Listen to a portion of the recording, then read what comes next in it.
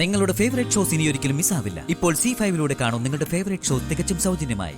തന്നെ പോലുള്ള കടക്കാർക്കേ അത് തന്നെയാ പറഞ്ഞിട്ടുള്ള മാർഗം.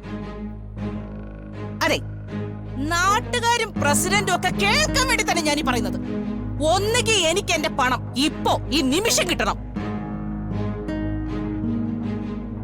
അല്ലെങ്കിൽ എന്റെ മകന്റെയും ഇവളുടെയും കല്യാണം ഇപ്പൊ നടക്കണം.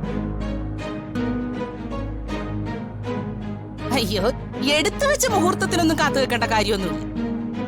ഈ തന്റെ മോളെ എനിക്കിനി വിശ്വസിക്കാനാവില്ല. അങ്ങനെയൊക്കെ നിർബന്ധം പിടിച്ച എങ്ങനെയാ നടന്നു? അവർക്കൊന്ന് ആലോചിക്കാനുള്ള സമയം കൊടുക്ക്. എന്താ ആലോചിക്കാൻ? ഇത്രയും കാലം കൊണ്ട് ആലോചിച്ച് തീർക്കാത്തത് ഇനി ഇത്തിരി സമയം കൊടുത്താലൊക്കെ സാധിക്കുമെന്നാണോ? ഇതിന് വേറെ തീരുമാനമൊന്നുമില്ല പ്രസിഡന്റെ. എന്താ വേണ്ടെന്ന് നളിനിക്കറിയാം.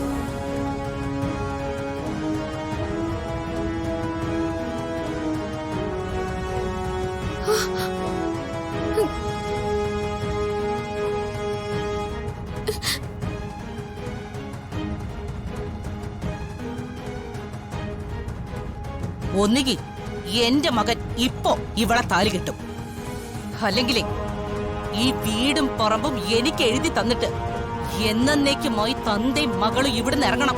അത് നടക്കില്ല. എനിക്ക് ജീവനുണ്ടെങ്കിൽ ഇയാൾ എന്റെ കഴുത്തിൽ താലി കെട്ടില്ല. നിനക്ക് ജീവൻ ഉണ്ടാവണമെന്ന് എനിക്ക് യാതൊരു നിർബന്ധവും ഇല്ലടി. നീ ചത്ത് മരവിച്ച് കിടക്കാണെങ്കിലും എന്റെ മകനെ കൊണ്ട് നിന്റെ കഴുത്തിൽ ഞാൻ താലി കെട്ടിച്ചിരിക്കും.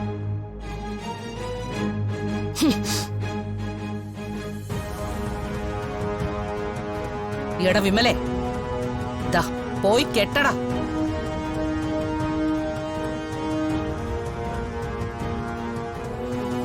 നളിനി, കടം എത്ര ഉണ്ടെന്ന് പറഞ്ഞാലും ഇങ്ങനെയുള്ള കാര്യം അനുവദിച്ചു തരാൻ പറ്റില്ല.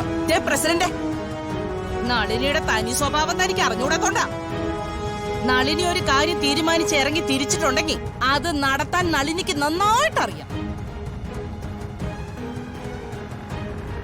എന്റെ കയ്യിലെ കാശും വാങ്ങിച്ച അച്ഛനും മോള് നിൽക്കുന്ന കണ്ടില്ലേ? കാശും തിരിച്ചു തരാണ്ട് നാണമുണ്ടോ നിങ്ങൾ? ഉണ്ടാന്ന് എന്റെ കൊച്ചിന്റെ കരട് തടിച്ചല്ലേ നീ? പറയണേ. കേറി നോക്കണോ? വേണ്ടടാ, എന്തോ കുടുംബപ്രശ്നം തോന്നുന്നു. അതിലൊന്നും കേറി ഇടപെടണ്ട. എടാ, നമ്മൾ അറിയുന്ന ആരെങ്കിലും ആണെങ്കിലോ? മാർക്കറ്റിൽ അവർ കാത്തിരിക്കല്ലേ. ഇനി ഇതിനിടയിൽ ചെന്ന് ചാടിയാ അത് ശരിയാവില്ല. നമുക്ക് പോവാം.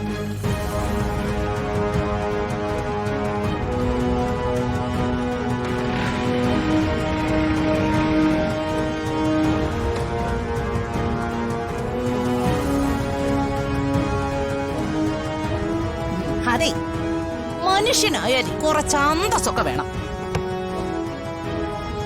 മറ്റുള്ളവന്റെ കയ്യിൽ നിന്ന് കാശ് വാങ്ങിച്ച് കാര്യം നടത്തിയാൽ മാത്രം പോരാ, അതെങ്ങനെ വീട്ടണമെന്നും അറിയണം.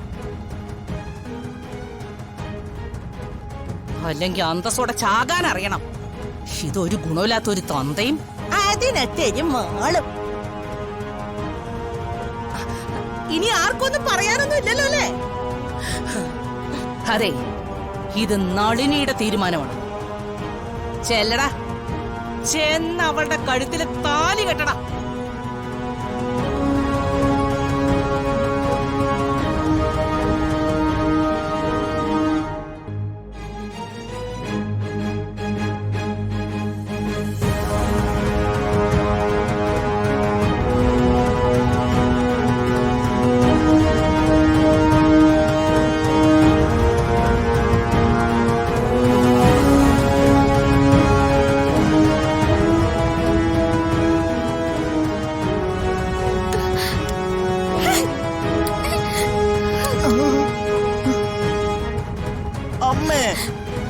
എന്റെ അച്ഛന്റെ സമ്മതം ഇല്ലാതെ എന്റെ കഴുത്തിൽ ഒരാൾ താലി കെട്ടില്ല.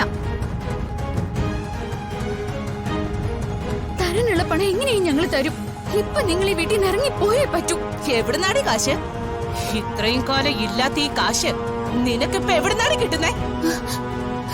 നിന്റെ അച്ഛൻ നിന്നെ വിലക്ക് കൊടുത്തു. നള്ളി, അയ്യോ, നാണാവുന്നുണ്ടോ ഏട്ടന്? ഞാനീ പറഞ്ഞതല്ലാതെ വേറെ എന്ത് മാർഗാണോ തന്റെ മുന്നിലുള്ളത്? തന്നെ പോലുള്ള ഒരാൾ ജീവിച്ചത് കൊണ്ടും ഇതുപോലെ ഒരുത്തിയെ വളർത്തിയത് കൊണ്ടും എന്ത് പ്രയോജനമാണ് ഉള്ളത്? എന്റെ അച്ഛനെങ്കിലും പറഞ്ഞാലുണ്ടല്ലോ. പറഞ്ഞ നീ എന്ത് ചെയ്യോടി?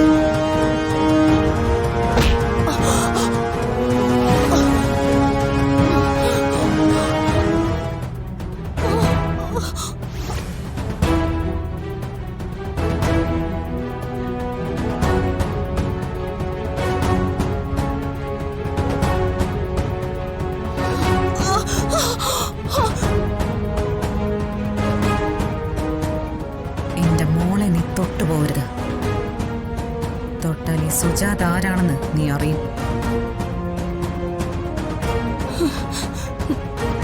എന്താ? എങ്ങനെ? നിങ്ങളുടെ മോളോ? ഏത് വകയിലാണെന്നൊന്ന് പറഞ്ഞാ കൊള്ളാം. ആഹാ, ഒരു പട തന്നെ പുറപ്പെട്ട് വന്നിട്ടുണ്ടല്ലോ. നിങ്ങൾക്കൊന്ന് നാണും മാനുമില്ലേ? കണ്ണി കണ്ടവന്റെ കുടുംബത്തിലെ കാര്യങ്ങൾ അന്വേഷിക്കാൻ തള്ളയും മക്കളും കൂടെ കെട്ടി ഒരുങ്ങി ഇറങ്ങിയിരിക്കുക. അതെ, എനിക്ക് ഇവര് തരാനുള്ള പണത്തിന്റെ മധ്യസ്ഥതയും ആ പണം വസൂലാക്കാനുള്ള വഴിയാ നടന്നുകൊണ്ടിരിക്കുന്നത്. മനസ്സിലായോ കൊച്ചമ്മയ്ക്ക്? ഇവർ നിങ്ങൾക്ക് തരാനുള്ള പണം എത്രയാ? അത് ഞാൻ തരും. ജീവൻ, അതിങ്ങ് കൊണ്ടുവാ.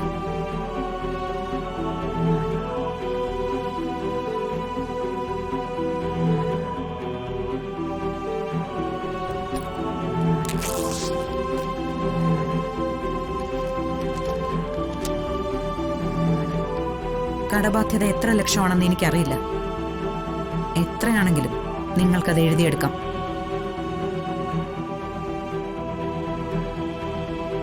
ഇനി ഈ അച്ഛനെയും മകളെയും ഉപദ്രവിക്കാൻ നിങ്ങളോ നിങ്ങളുടെ മകനോ ഈ വീട്ടുപടി ചവിട്ടി പോരുത്.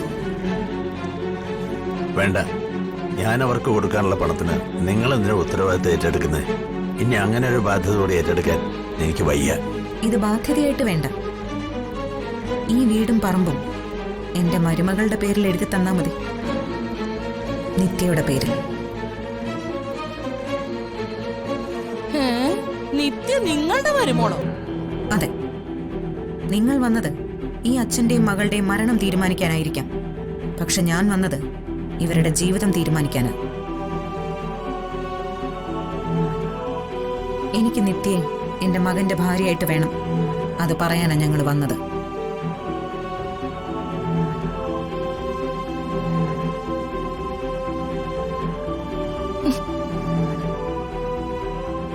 മോള് പേടിക്കണ്ട.